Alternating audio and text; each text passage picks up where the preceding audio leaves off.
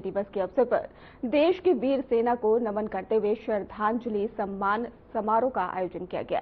इस अवसर पर ये शहीदों को याद किया गया और पूर्व सैनिकों को सम्मानित किया गया। वहीं कार्यक्रम में सीएम धामी ने शिरकत की है। इस दौरान ही उन्होंने क्या कुछ कहा है, आइए सुनवाते हैं। और पार्टी के हमारे बहुत वरिष्ठ नेता आदरणीय खजान दास जी, कैंट विधानसभा की लोकप्रिय विधायक आदरणीय सविता कपूर जी, सैनिक कल्याण विभाग के सचिव श्री दीपेंद्र चौधरी जी, मेजर जनरल समी सबरवाल जी, जिन्होंने बहुत शानदार तरीके से हमारे पास्ट की भी हमें याद दिलाई और वर्तमान का जो एक भारत हर क्षेत्र में आज पूरी दुनिया का नेतृत्व करने वाला भारत बन रहा है हमारे प्रधानमंत्री जी के नेतृत्व में, उसका एक हल्का सा वृत्तांत उन्होंने हम सबके समक्ष रखा। बिष्ट साहब, ब्रिगेडियर बिष्ट साहब, कर्नल छेत्री जी, हमारे नेता यहाँ के वर्मा जी, अशोक वर्मा जी, विशाल जी, विवेकानंद खंडूरी जी और सभी हमारे सैन्य अधिकारीगण, बड़ी संख्या में हमारे सैन्य अधिकारीगण यहां पर आए हैं, आए हुए सभी अतिथिगण, और सच में आज जिनके निमित्त हम सब यहां पर आते हैं, ऐसे वीर जिन्होंने अपना सर्वोच्च बलिदान देश की रक्षा, देश की आन बान शान के लिए किया, ऐसे सैनिकों के, हमारे ऐसे वीरों के, वीर माताएं, हमारे उनके परिजन, वीर नारियां, उनके सभी परिजन और बड़ी संख्या में आए हुए हमारे एनसीसी के कैडेट्स, मेरे सभी प्रिय छात्र एवं छात्राएं, मीडिया के हमारे सभी मित्र, मैं आप सभी का, सभी महानुभावों का आज के इस अवसर पर आप सबका हृदय से स्वागत करता हूं, आप सबका अभिनंदन करता हूं। साथ ही मैं आप सभी को आज का ये दिन हम सब के लिए बहुत गौरव का दिन है, जिसमें इतने हजारों हजार की संख्या में पाकिस्तान के सैनिकों ने आत्मसमर्पण किया। 90,000 से भी ज्यादा सैनिकों ने। इस गौरव दिवस, इस विजय दिवस के अवसर पर मैं अपनी ओर से आप सभी को बधाई देता हूं, सबको शुभकामनाएं देता हूं और आज के इस अवसर पर मैं उन सभी वीर बलिदानियों को प्रदेशवासियों की तरफ से श्रद्धांजलि अर्पित करता हूं, जिन्होंने अपने अदम्य साहस और सर्वोच्च बलिदान के द्वारा 1971 के युद्ध में न केवल भारत की एकता और अखंडता और स्वाभिमान की रक्षा की, बल्कि अपने अद्वितीय रण कौशल से दुश्मन को पराजित कर भारत को ऐतिहासिक विजय दिलाने का काम किया। भाइयों बहनों, आज का ये दिन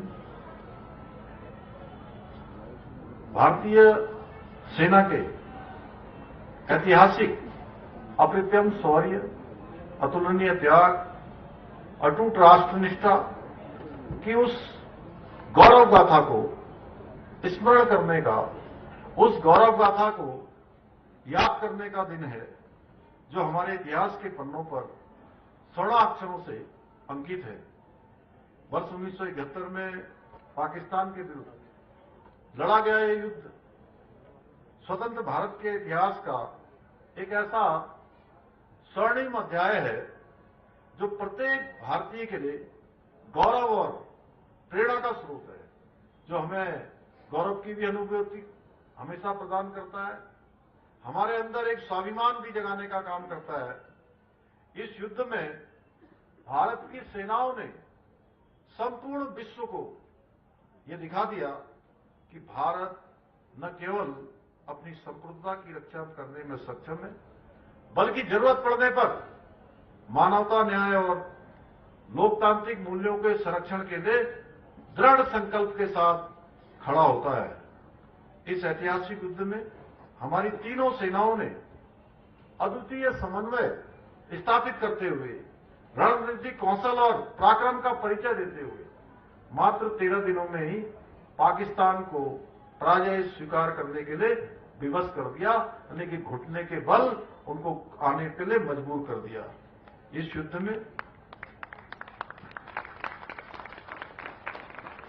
16 दिसंबर 1971 के दिन पाकिस्तान के लगभग 93,000 सैनिकों ने हमारी सेना के समक्ष आत्मसमर्पण करना विश्व इतिहास की सबसे अभूतपूर्व घटना के रूप में दर्ज है, जिसने भारत की सामरिक शक्ति और सैन्य नेतृत्व को वैश्विक मंच पर, दुनिया के मंच पर प्रतिष्ठापित करने का काम किया। भाइयों बहनों, इस युद्ध में लगभग 4,039 भारतीय सैनिकों को वीर गति प्राप्त हुई, जिसमें देवभूमि उत्तराखंड के भी 248 बहादुर सपूतों ने अपना सर्वोच्च बलिदान दिया।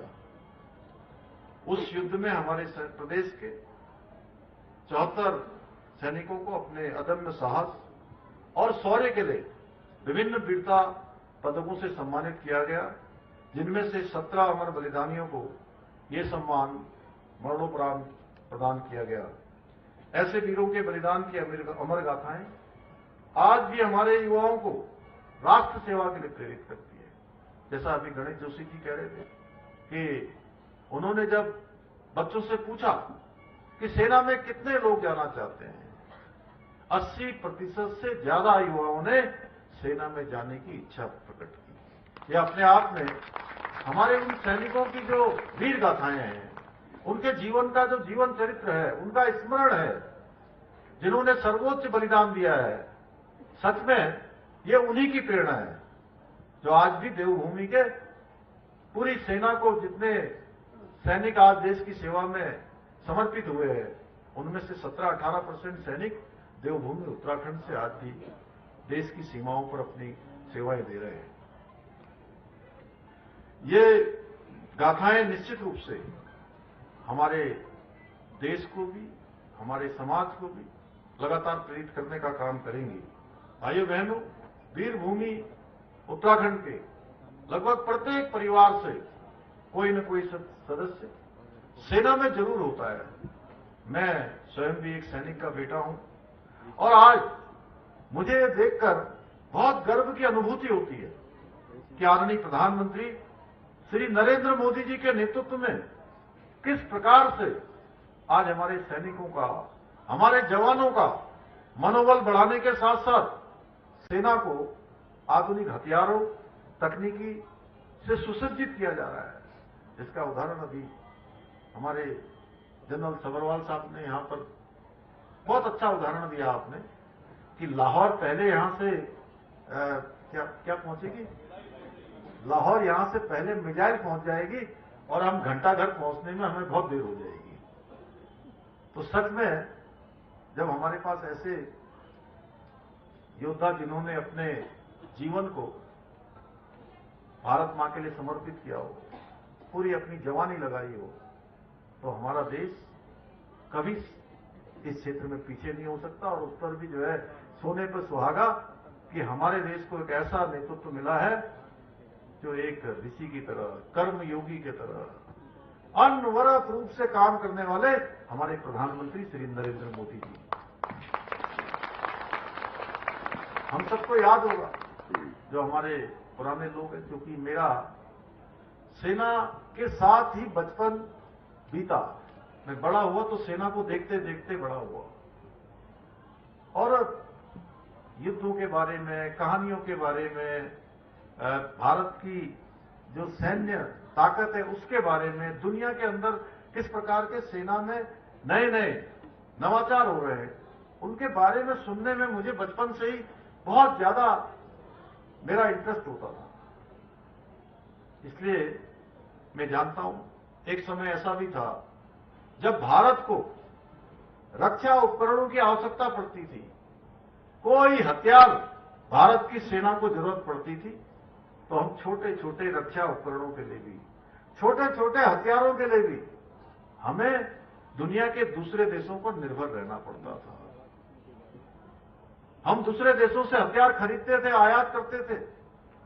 लेकिन आज समय बदल गया है। आज भारत दुनिया का, जो दुनिया के सबसे पहली पंक्ति के कुछ देश हैं जो दूसरे देशों को हथियारों का निर्यात करते हैं, उस सूची में आज हमारे देश का नाम आ गया, हमारे प्रधानमंत्री जी के नेतृत्व में।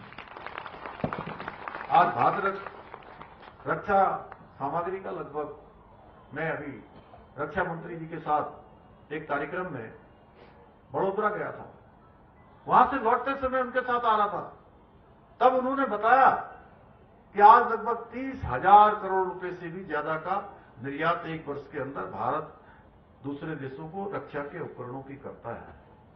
और आने वाले समय में बहुत जल्दी ये आंकड़ा और बढ़ने वाला है, 50,000 करोड़ तक जाएगा, उससे भी ज्यादा जाएगा। जिस प्रकार से भारत के आज रक्षा उपकरणों की मांग बढ़ गई है। और हाल ही में ऑपरेशन सिंदूर के माध्यम से भारत ने सिद्ध कर दिया कि हमारे सैनिकों के साथ साथ हमारे स्वदेशी हथियार भी किसी से कम नहीं है।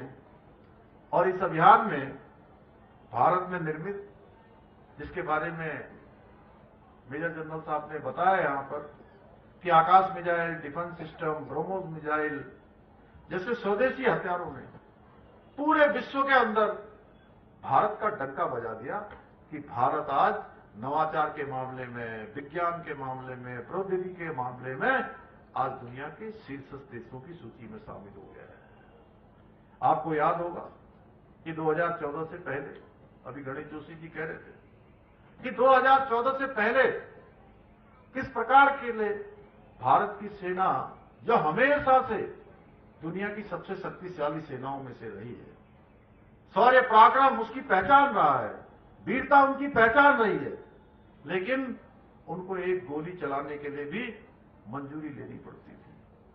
आज समय बदल गया। मोदी जी जब देश के प्रधानमंत्री बने तो उन्होंने कहा कि जब देश की सेना युद्ध करती है, देश के सैनिक सीमाओं पर तैनात होते हैं, तो उस समय में उनको उनके विवेक पर छोड़ देना चाहिए। इसलिए अब गोली चलाने के लिए किसी की मंजूरी नहीं लेनी पड़ती है। गोली आती है तो तोपों से उसका जवाब दिया जाता है। और आज का भारत वो नहीं रहा जो केवल कोई आतंकवादी घटना होगी, कोई घुसपैठ होगी, हमारे सैनिकों पर हमला होगा तो केवल निंदा करके छोड़ा नहीं जाता है, चुप नहीं बैठा जाता है। ये नया भारत है जो कोई भी घटना होती है, दुश्मन की हर नापाक हरकत का करारा जवाब देने का काम भारत की सरकार भी करती है और उनके बिलों में ही उनको नेस्तनाबूद करने का काम भारत की सेना भी करती है। जिस प्रकार से पुरी के हमले के बाद सर्जिकल स्ट्राइक से जवाब दिया जाता है और पुलवामा के बाद पूरी दुनिया देखती है कि भारत की सेना एयर स्ट्राइक करती है, उसी प्रकार पहलगाम आतंकवादी घटना के बाद ऑपरेशन सिंदूर के द्वारा दुश्मनों को अच्छे से बता दिया गया कि भारत की बहन बेटियों के सिंदूर को उजाड़ने वालों के खानदानों को नामो निशान मिटाने का काम, उन्हीं के अड्डों पर जाकर करने का काम भारत की सेना करती है। भाइयों बहनों, इसके अतिरिक्त आज आदरणीय प्रधानमंत्री द्वारा हमारे सेना के या वीर जवानों के हित में भी कई महत्वपूर्ण निर्णय लिए जा रहे हैं। चाहे वो 40 साल से लंबी मांग सेना की थी, सैनिकों की थी कि 1 रैंक 1 पेंशन लागू होना चाहिए। तमाम सरकारें आई और गई, लेकिन वो मांग पूरी नहीं हुई, सम्मान पूरा नहीं हुआ। इस मांग को भी पूरा किया। 1 रैंक 1 पेंशन का तो मोदी सरकार ने किया। नेशनल वार मेमोरियल बनाने का निर्माण करना हो, रक्षा बजट में बढ़ोतरी करनी हो, सैनिकों की सभी आवश्यकताओं की पूर्ति करनी हो, रक्षा के अच्छे उपकरण देने हो, अच्छे उनको सामान देने हो, अच्छी खाद्य सामग्री देनी हो, या बॉर्डर पर इंफ्रास्ट्रक्चर को मजबूत करना हो। इतनी बड़ी संख्या में हमारे 20 योद्धा यहां पर बैठे हुए हैं। आप सबको पता है कि मैं जब भी सैनिकों के बीच में कोई उनका डेमो देखता हूं या उनका कोई प्रेजेंटेशन देखता हूं, मुझे एक बड़े देश के कार्यक्रम में शामिल होने का अवसर मिला। वहां मैंने देखा कि 2014 से पहले हमारे जो सीमावर्ती क्षेत्र थे, जो बॉर्डर के क्षेत्र थे, उन क्षेत्रों में तमाम सड़कें उस समय नहीं बनी। सीमा के उस पार देखिए तो सड़कें ही सड़कें, उस पार देखिए तो इंफ्रास्ट्रक्चर। और हमारे यहां देश की आजादी के बाद लंबा कालखंड कैलाश मानसरोवर के दर्शन भी भारत की सीमा के अंदर से कर रहे हैं।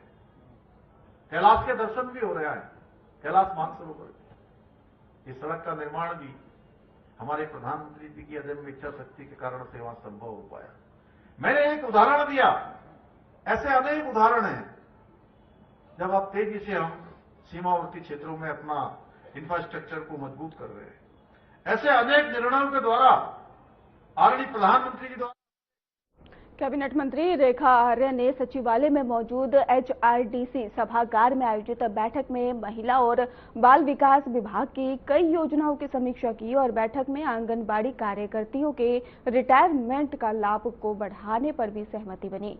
मंत्री ने बताया है कि अभी रिटायरमेंट के समय आंगनबाड़ी कार्यकर्तियों को 35 से 40 हजार रुपए की सहायता राशि मिलती है, जिसे बढ़ाकर न्यूनतम 1 लाख रुपए करने का भी निर्णय लिया गया है। कैबिनेट मंत्री रेखा आर्य ने बताया है कि इस योजना में आंगनबाड़ी कार्यकर्तियों का 300 रुपए प्रति माह योगदान भी आवश्यक था, इसलिए उनकी सहमति ली गई है। आंगनबाड़ी संगठनों की सहमति मिलने के बाद विभाग को निर्देश जारी कर दिए गए हैं। 1 अप्रैल से ही रिटायर होने वाली सभी आंगनबाड़ी कार्यकर्तियों को इसका लाभ मिलेगा।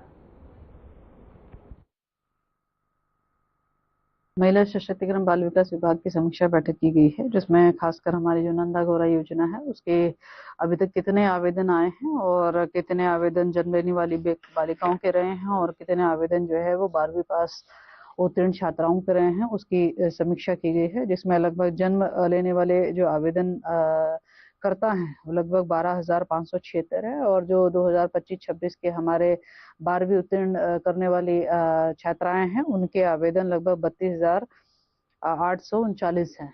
तो लगभग 45,415 टोटल कुल आवेदन आए हैं। अभी चूंकि तिथि 20 तारीख तक की है आवेदन करने की, तो ये आवेदन की संख्या बढ़ भी सकती है। तो फिलहाल नंदा गौरा योजना के लिए अधिसंख्य मात्रा में जो है आवेदन पहुंचे, जो कि अपने आप में बहुत खुशी की बात है। और विभाग को आज इसी बैठक के क्रम में जो है शीघ्र अतिशीघ्र इन आवेदनों का समय जब पूर्ण हो जाएगा उसके उपरांत में इसकी स्क्रूटनी करना और जल्द से जल्द इनके भुगतान करने की प्रक्रिया को तेजी करना। संभवतः लक्ष्य हमने उनको दिया है कि कम से कम जो है हम उत्तरायणी के आसपास जो है हम भुगतान करने के लिए हम बालिकाओं को डीबीटी कर पाए, इस स्थिति में हमें पहुंचना है। तो ये नंदा गौरा योजना की स्थिति रही है।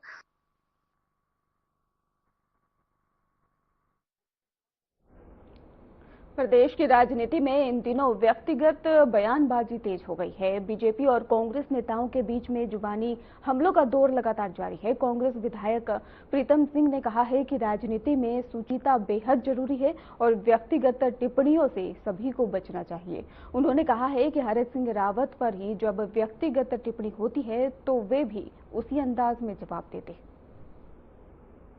राजनीति में ये समझता हूँ कि राजनीति शुचिता को बनाए रखने की जिम्मेदारी हम सबकी है।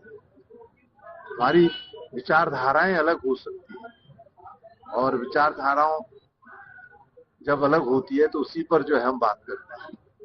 अब हरक सिंह जी ने कोई बात कही, मैं उस पर कोई बात कहूं तो कदापि उचित नहीं है, लेकिन कहते हैं ना राजनीति में भी बिलो लाइन हिट नहीं करना चाहिए। तो ये जो है बनाए रखने का काम करना चाहिए कि जहाँ एक और हम दूसरे की राजनीति परस्पर विरोधी हैं, वहीं हम समाज में हर समय एक दूसरे के साथ मिलने जुलने का भी काम करते हैं। ग्रामीणों की शिकायत पर प्रशासन ने कृष्णा स्टोन क्रेशर पर बड़ी कार्रवाई की है।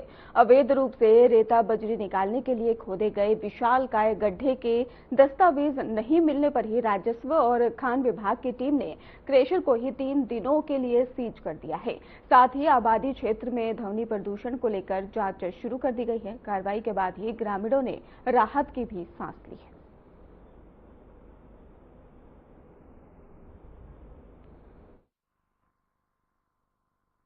छोटे बच्चे भी, हम लोग भी सोने में बहुत मुश्किल होता है और अ, डर लग जाता है। छोटे बच्चों को डर जैसे जाते हैं।